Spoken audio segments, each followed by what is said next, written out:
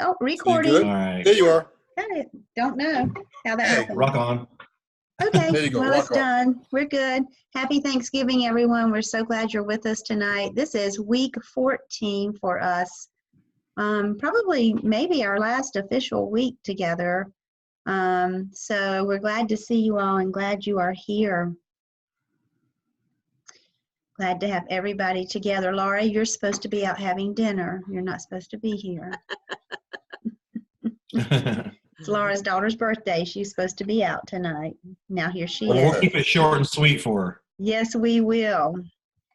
So we thought that we would, and I think everybody in my class and Dr. Shepard, I don't know about Dr. Crawford's class, have all finished their APSL. Yep, And apples are done. Yours is so good. So y'all are in good shape. So all that's done for everybody. So that's great. And then, so remember for your APTEL, you still had the case study. If you haven't done that, you have to do that for this as well. You had your 4 APTEL tasks for reviews that you had to turn in. Oh, I just clicked on that accidentally. You had your APTEL completed peer reviews.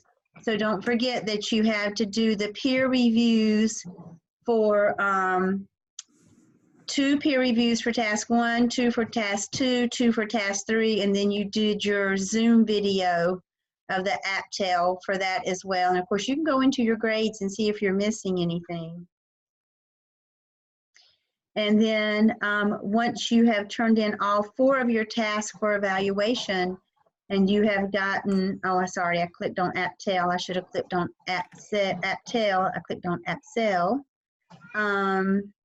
Once you have got your task for review, assignment Dropbox, once you have done your 4 tasks for evaluation for your APTEL, and then your instructor tells you that you can go ahead and do turn it in, then you do turn it in. And then once you hear back from your instructor about turn it in, they'll tell you you can go ahead and make some changes, or you can go ahead and put that into TaskStream. And then once that's done, then you would put your final screenshot up. So just make sure you have all that done. Everything is due by this Sunday night. Do you have anything else to add about those things? I just would reiterate to everyone to make sure you go into your grade center, check your grades, make sure you haven't missed anything. I had a couple people who had put stuff in the wrong boxes, and they had thought they had something in when they did their self-check, but we had to fix a couple items. But make sure that you do your check and everything is turned in by Sunday. That is the deadline. That is the end of no return after that. So make sure you complete it all. If you turn things in late, I'll try to, for my folks, get things back to you as soon as I can, tomorrow possibly, if you turn stuff in today.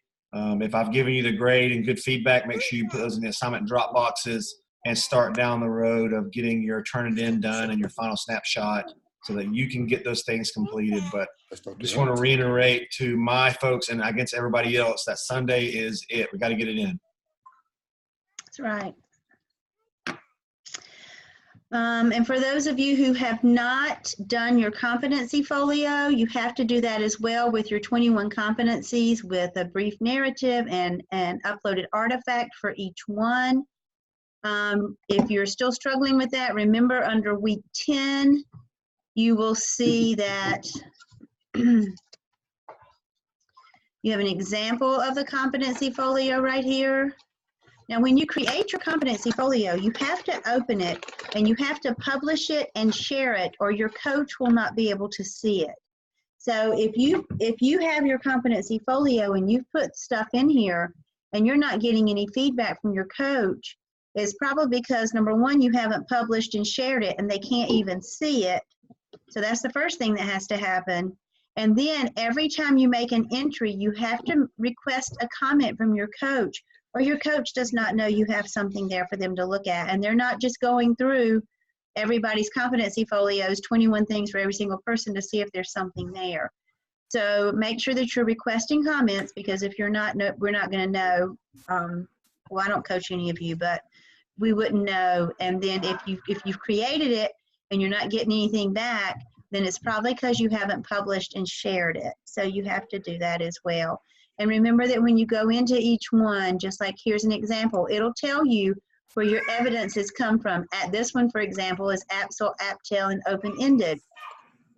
And so this person put fall 2017 APSL, brief narrative. Then they came down to their attachment, APSL, and there's that, and it says APSL, fall 2018.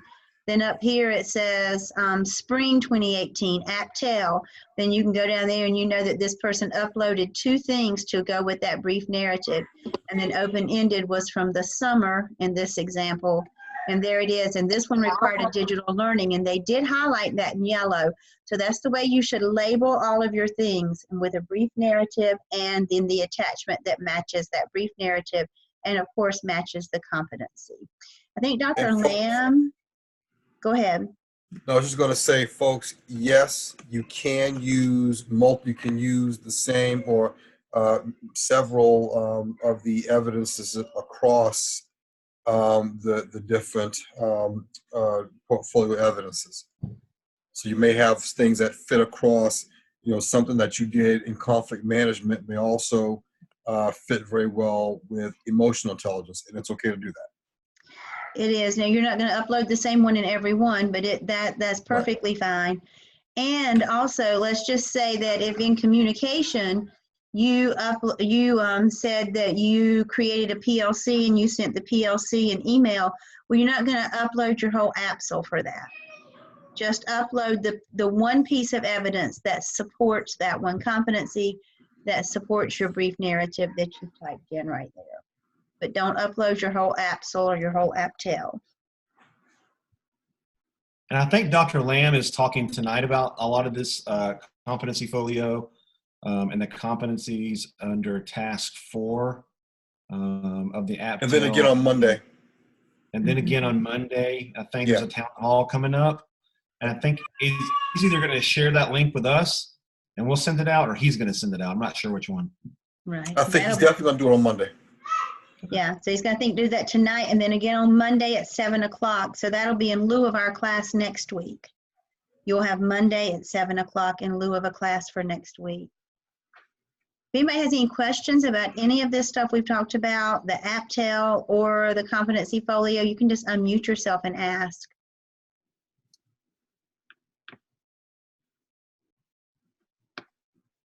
Hi. Mary Wilson's, Hello. Yeah, Mary Wilson's asking, are internship hours due Sunday as well? We hope so. Yeah, Yes. I think you should get those internship hours completed, hopefully signed off by your administrator before Thanksgiving. Yeah. Mm-hmm. And then when are folios due? I think first round entries are due before the end of the semester. So Sunday, Monday. Yeah, sooner the better. Because things just start happening and yeah. Was somebody going to say something? Somebody unmuted to ask a question? Yeah, Cassandra Martin. It was me, but my question was answered. Thank you.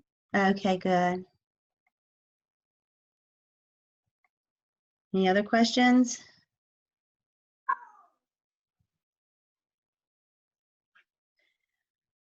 So I think one other thing Dr. Lamb's going to talk about next Monday night is to sort of help you start getting prepared for MELS 603, which is what you will have in the spring.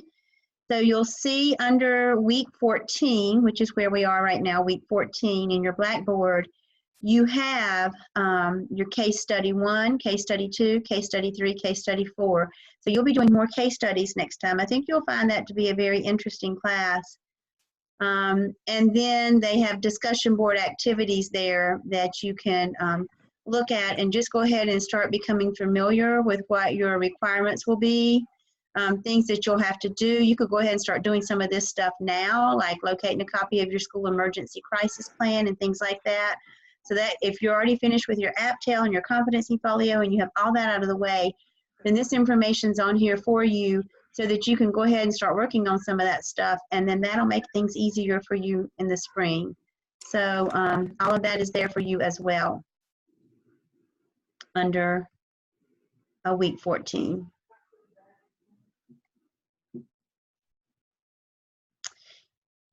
Anybody have anything else to add? No, I was looking at number 2 on there. We're talking about human resources as you roll into the spring. It's really good to get on your principal's radar early, because springtime is when, between January and April, is going to be the height of a lot of HR stuff going into the coming year. So getting on his radar now is good for them to know that. Yes.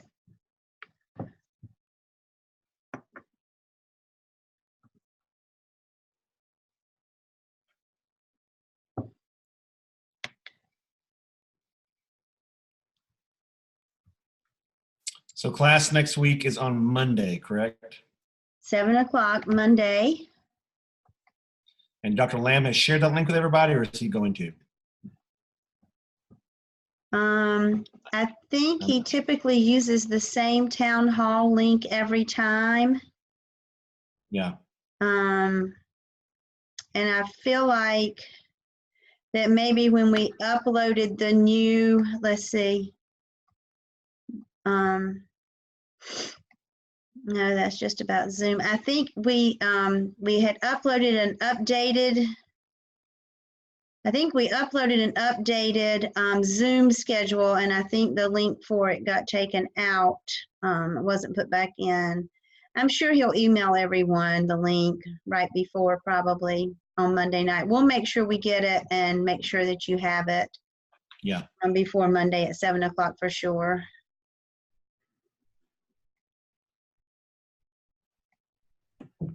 Let me see if I can find in my files, maybe.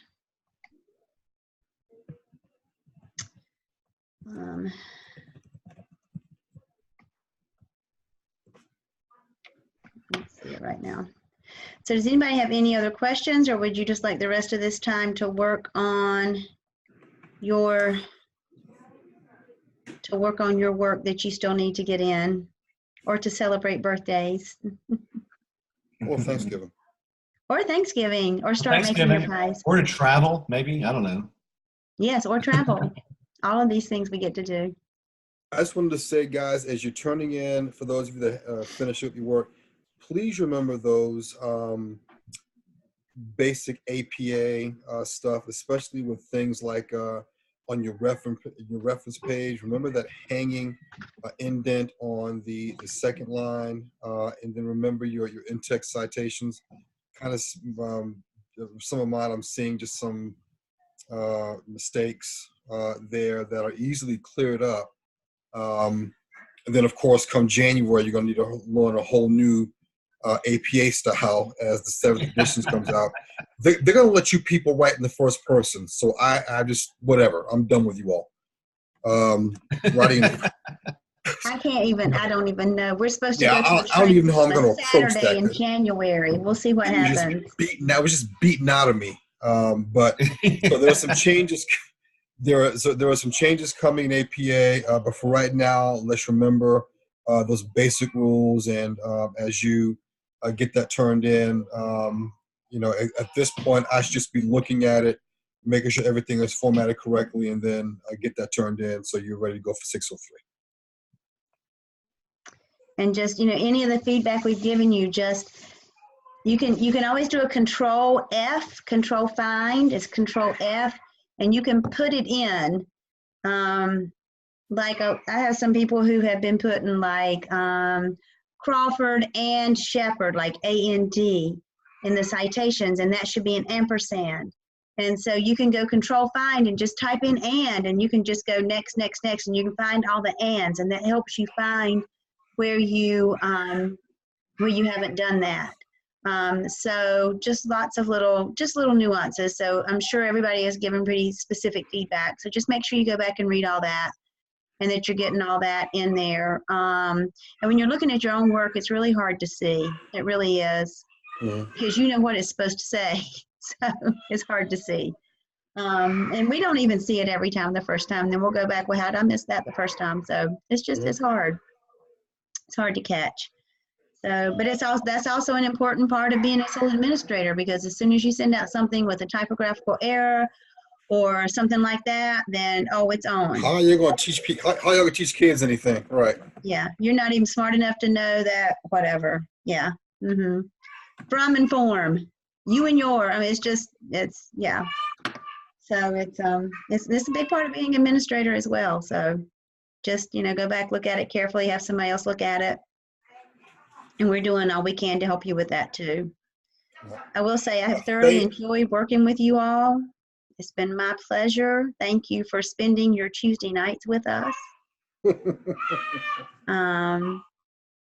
You start to feel like family after a while. We spend so much time together. So it's been a pleasure. I'm proud of all of you. And you guys just keep plugging along at 603. Some of you guys asked if we'll have a different teacher or instructor or not. And I'm not sure the answer of that, honestly. I'm teaching 601 again, so.